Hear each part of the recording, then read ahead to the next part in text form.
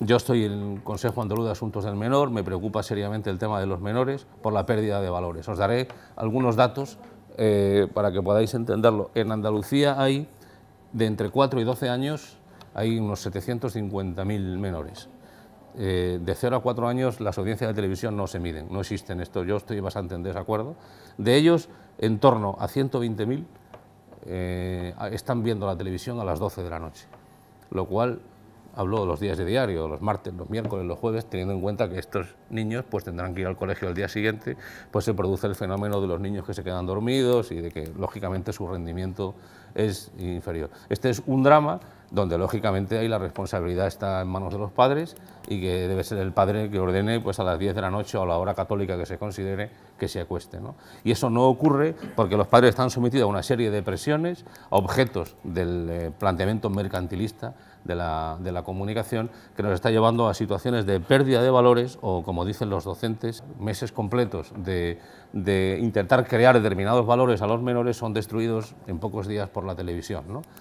Fenómenos como el de física y química que emite Antena 3, por ejemplo, pues tú los analizas desde el punto de vista de los valores que transmite, de los valores que intenta crear, y es terrible, ¿no?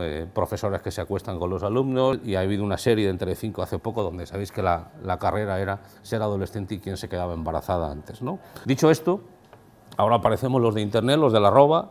Yo acabé la carrera en el año 81, me conecté a Internet la primera vez en el año 94 con 35 años, por lo tanto yo soy en el reino de los ciegos el tuerto es el rey. Yo conozco un poco esto de la arroba, pero cualquiera de los alumnos de prácticas que se han incorporado la semana pasada a mi redacción, que tienen 20 años, me dan 50 vueltas y yo además lo reconozco. A mí me encanta cómo los tíos manejan el HTML, cómo manejan el Photoshop y cómo son capaces de entender el concepto de audio y de vídeo en Internet, que a mí me cuesta mucho asumir, porque yo al fin y al cabo he trabajado en la SER, en el periódico, he escrito mis noticias, he hablado de tú, Alfonso Guerra, como hemos hecho todos los periodistas en algún momento, ¿no? Lo cual viste mucho llamar de tú, Alfonso Guerra.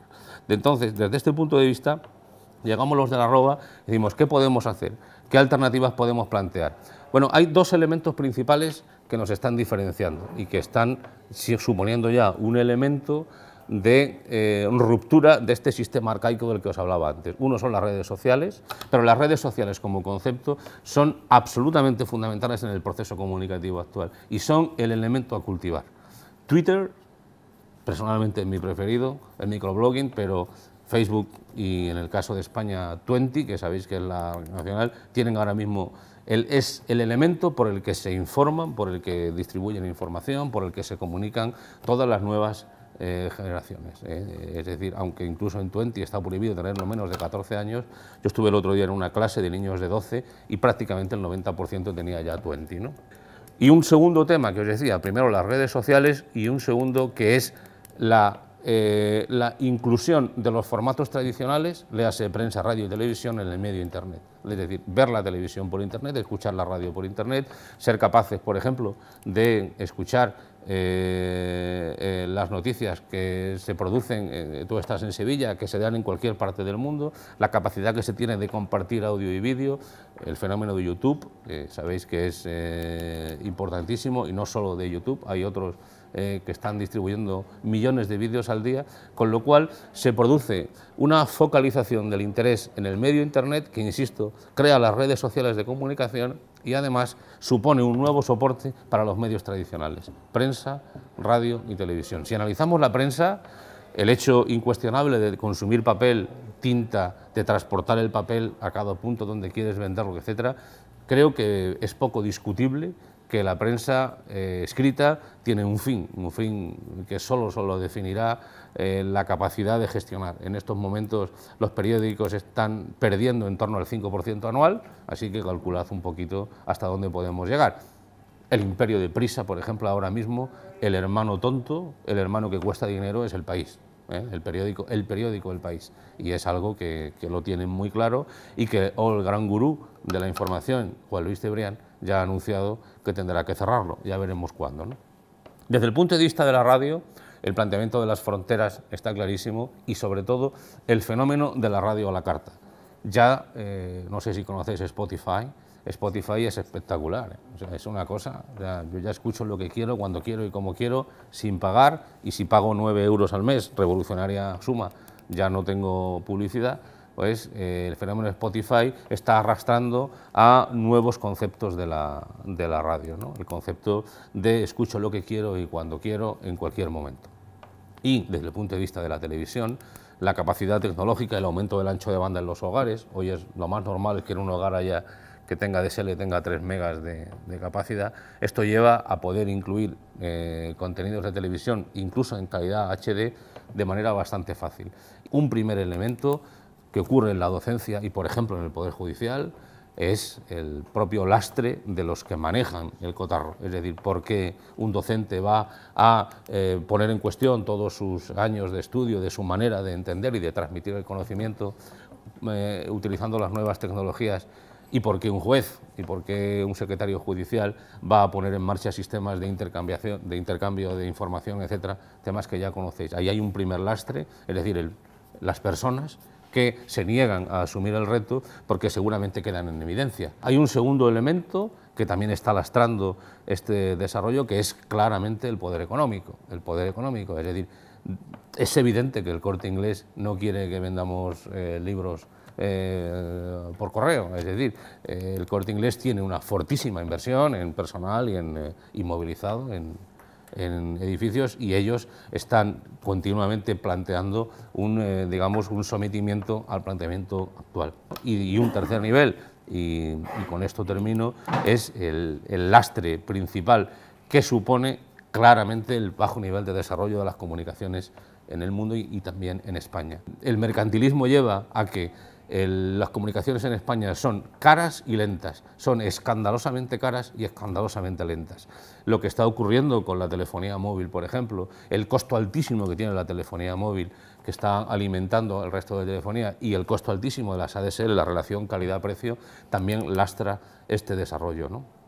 Termino diciendo que no sé si sabéis que el mayor escándalo económico de la historia de España, la compra de Terra Laicos por parte de Telefónica en el año 2000 por 1 billón de pesetas de entonces, ¿no? Laicos se compró en la bolsa de Nueva York por 1 billón de pesetas.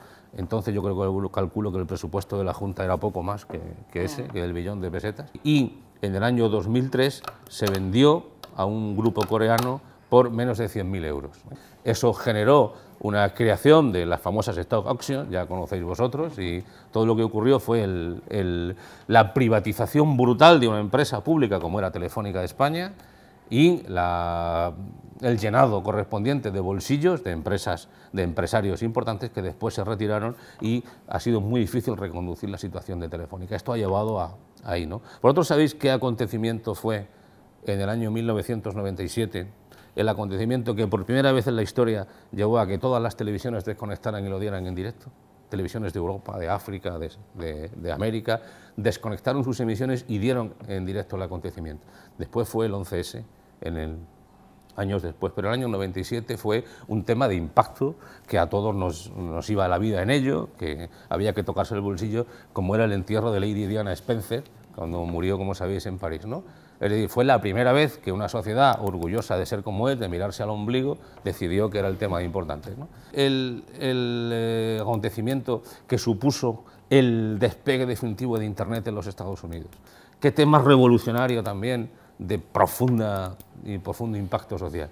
Fue los devaneos del presidente Clinton con la becaria Lewinsky, ¿no? Es decir, eso nos da un retrato de la sociedad en que vivimos. O sea, y esto es lo que hay, y lo aceptamos o no lo aceptamos, pero esa es la realidad. Desgraciadamente, el despegue de Internet desde el punto de vista informativo, en el caso de España, desgraciadamente, se produjo con la Marta del Castillo, ¿no? Con la irrupción de las fotos de esta niña en Twenty, etcétera. Esa publicación llevó, os podría enseñar fotos del portal de Telecinco, donde solo interesaba a Marta del Castillo desde el punto de vista de esa novia del carcaño de 14 años, que había que haber encarcelado a la madre, no a la niña, ni haber puesto una multa a Telecinco, sino directamente encarcelar a la madre por permitir que la llevaran allí, ¿no?